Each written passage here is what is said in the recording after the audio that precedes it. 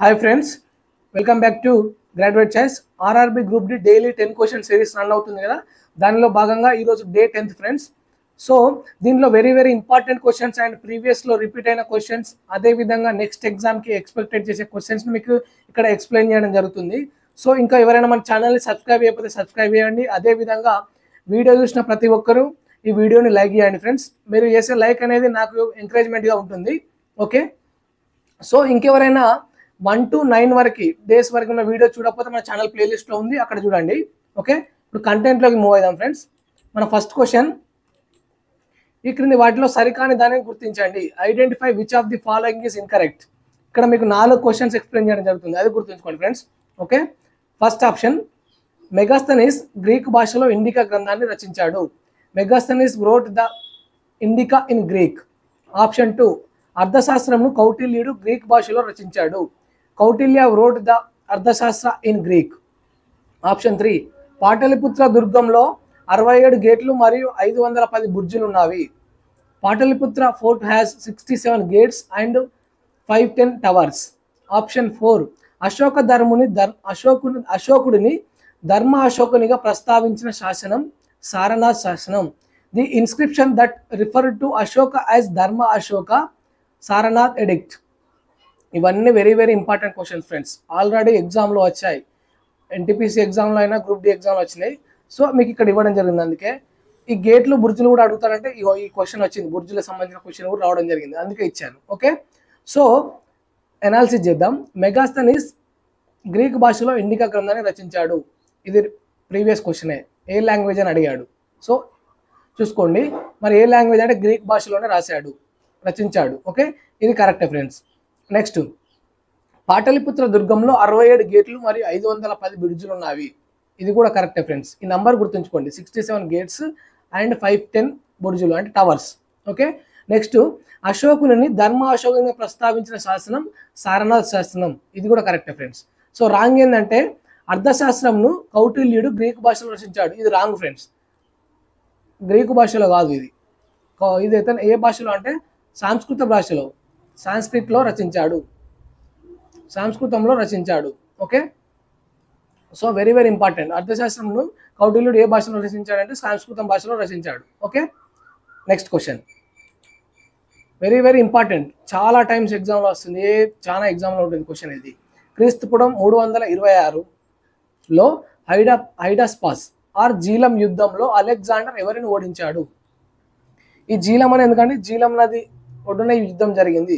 Okay, అందుకే జీలం నది హైడాస్పాస్ river అని అంటారు. దీన్ని ఇక్కడ జరిగింది కాబట్టి దీన్ని ఆ యుద్ధంతో పిలుస్తారు. Whom did Alexander defeated in the battle of Hydaspes or Jhelum in 326 BC. Year కూడా ఇంపార్టెంట్, గుర్తుంచుకోండి. ఓకే, ఆప్షన్ ఏ అశోకుడు, ఆప్షన్ బి చంద్రగుప్త మౌర్యుడు, ఆప్షన్ సి బిందుసారుడు, ఆప్షన్ డి పురుషోత్తముడు. మరి ఈ అలెగ్జాండర్ ఇక్కడ ఇండియాకి రావడానికి ఈ యుద్ధం వెరీ ఇంపార్టెంట్గా ఉంది. సో ఇతని మరి ఇది ఎక్కడ ఎవరితో జరిగింది, ఎవరిని ఓడించాడు అలెగ్జాండర్ అంటే ఆప్షన్ డి పురుషోత్తముడు. ఇతను వీరోచితంగా పోరాటం చేస్తాడు. సో మరి ఇతను ఎక్కడ రాజు అంటే అభిసార రాజు. అభిసార అనేది ఎక్కడ ఉందంటే పంజాబ్. ఈ పంజాబ్ అభిసార రాజు అయిన పురుషోత్తముడు ఈ హైడాస్పాస్ యుద్ధంలో అలెగ్జాండర్ చేతిలో ఓడిపోయాడు.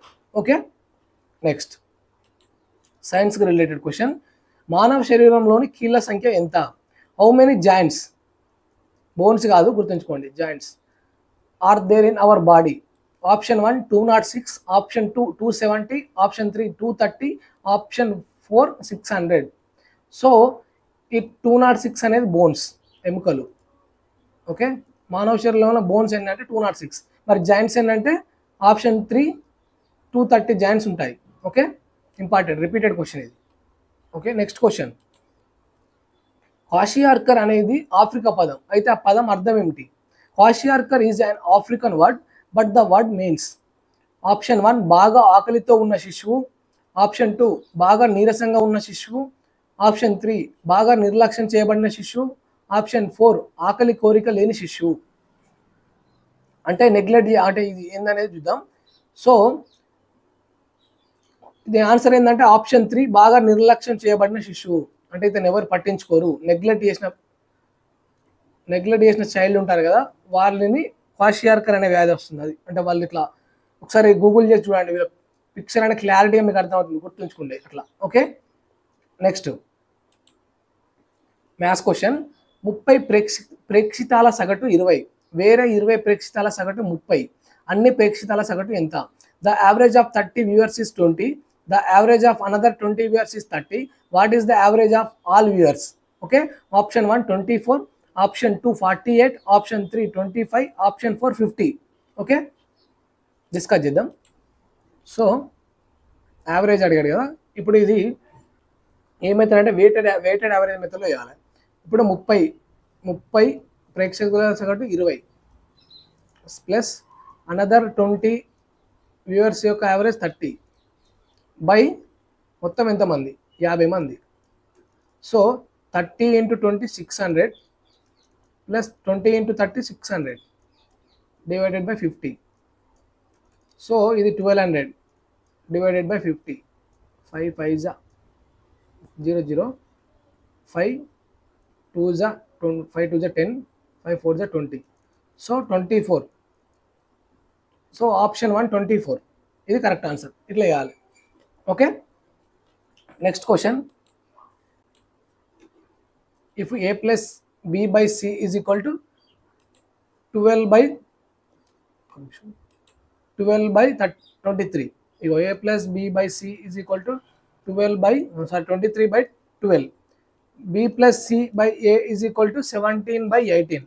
సో ఇక్కడ c ఈజ్ ఈక్వల్ టు 12 వస్తుందా ఫ్రెండ్స్? వస్తుంది. ఇక్కడ c ఈజ్ ఈక్వల్ టు 12, అదే a is equal to 18. a is equal to 18. మనకు b కావాలి. b కావాలంటే ఇక్కడ a ప్లస్ b ఉంది కదా, a plus b is equal to 23. ఇప్పుడు b ఇక్కడ a ప్లస్ 18 వేసుకోండి, b ఈజ్ ఈక్వల్ టు 23. ఇప్పుడు b ఇక్కడనే ఉంటుంది, 23 minus 18 is equal to 5. b is equal to 5 వచ్చిందా? b is equal to 5. Next మనము ఇప్పుడు ఏం చేయాలంటే ఇక్కడ a plus C by B. a plus B ఎంత? a ఎంత వచ్చింది? 18 ప్లస్ బి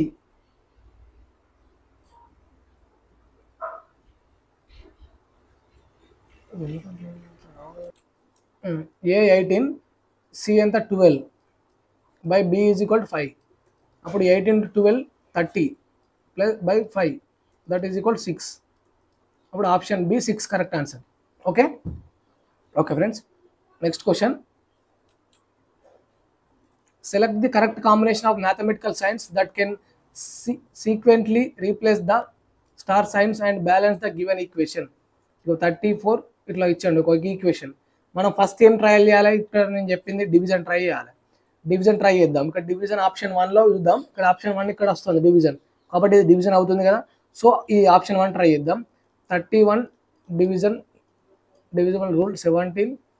నెక్స్ట్ ఏం ఆప్షన్? మైనస్ ఉంది, మైనస్ 54 ఇక్కడే కదా, మైనస్ 54. తర్వాత ప్లస్ ఉంది, ప్లస్ 18. తర్వాత ఏముంది? తర్వాత ఇంటూ 6 డివైడెడ్ ఈజ్ ఈక్వల్ 56. ఇది ఈక్వేషన్. ఇవి ఇక్కడ ఉన్నాయి అన్నీ నేను ఇందులో సబ్స్టిట్యూట్ చేశాను, ఏం లేదు. ఓకే, సో ఇది 17 1 17 2 అప్పుడు ఏమవుతుంది? 2 మైనస్ 54 ప్లస్ తర్వాత ఇంటూ చేయాలి కదా, బ్రాకెట్ లేదు, ఆఫ్ లేదు, డివిజన్ అయిపోయింది. తర్వాత మల్టిప్లికేషన్ ఎక్కడ ఉంది? ఇక్కడ ఇగో ఇది ఉంది. 18 × 6 8 6 48, 8 60, 8 48, 108 ఈజ్ ఈక్వల్ 56. నెక్స్ట్ అడిషన్ కాబట్టి 2 × 108 110 అవుతుంది. 110 మైనస్ 54 ఈజ్ ఈక్వల్ 56. తర్వాత 110 దగ్గర 50 పోతే 54 పోతే 56. 56 is equal 56. So equation correct వచ్చింది. సో అట్లా ఆప్షన్ 1 కరెక్ట్. అట్లా ఫస్ట్ డివిజన్ ట్రై చేయాలి. Okay, next question. If X అంటే multiplication signs interchange with division. ఇక మల్టిప్లికేషన్ వచ్చిన కాడ డివిజన్ ట్రై చేయాలి, ఇంటర్చేంజ్ చేయాలి. అదేవిధంగా 3 వచ్చిన కాడ 2తో ఇంటర్చేంజ్ చేయాలి. ఓకే, ఏం లేదు ఫ్రెండ్స్, ఇది ఉన్న కాడ ఇచ్చేంజ్ చేయాలి, ఇది ఉన్న కాడ ఇచ్చేంజ్ చేయాలి. సో ఆప్షన్ 1 ట్రై చేద్దాం. ఇప్పుడు ఆప్షన్ 1 ట్రై అయితే 3 ఉన్నది, 3 ఉన్న కాడ 2 వచ్చింది. ఫస్ట్ ఇవన్నీ తర్వాత డివిజన్ కాడ మనకి ఏమన్నా ఇంటూ రావాలి. ఇక్కడ 2 ఉన్న కాడ 3, ఇంటూ ఉన్న కాడ మళ్ళీ డివిజన్, మళ్ళీ ఏమొస్తుంది? ఇక్కడ 2 ఉన్న కాడ మళ్ళీ 3 వస్తుంది. అదేవిధంగా ప్లస్ ప్లస్సే 2 ఉన్న కాడ 3 మైనస్ 2. ఓకే, ఇట్లా ట్రై ఇది చేస్తే ఇప్పుడు ఈజ్ ఈక్వల్ టు 1. ఇప్పుడు డివిజన్ ట్రై చేయాలి. 3/3 2 into 1 plus 3 minus 2 is equal to 1. అప్పుడు ఏమవుతుంది 2 plus 3 minus 2 is equal to 1. 5 minus 2 is equal to 1. 3 is equal to 1 అంటే రాంగ్ కావట్లేదు. తర్వాత నెక్స్ట్ ఆప్షన్ 2 ట్రై చేద్దాం. ఆప్షన్ 2 ట్రై చేస్తే 3 ఉన్న కాడ 2, ఇది కాడ డివిజన్ కాడ ఇంటూ కాడ డివిజన్ అంతే కదా. ఓకే, తర్వాత ఇక్కడ 2 ఉన్న కాడ 3 అవుతుంది. ఓకే, తర్వాత దీని ప్లేస్లో ఇంటూ 2 ఉన్న కాడ 3 అవుతుంది. ఓకే, నెక్స్ట్ ప్లస్ ఇక్కడ 2 ఉన్నది 3 అవుతుంది మైనస్ 2 ఈజ్ ఈక్వల్ టు 3. అప్పుడు ఏం చేద్దాం అంటే 2/3 into 3 plus 3 minus 2 is equal to 3. ఈ 3 క్యాన్సల్. అప్పుడు 2 plus 3 minus 2 is equal to 3.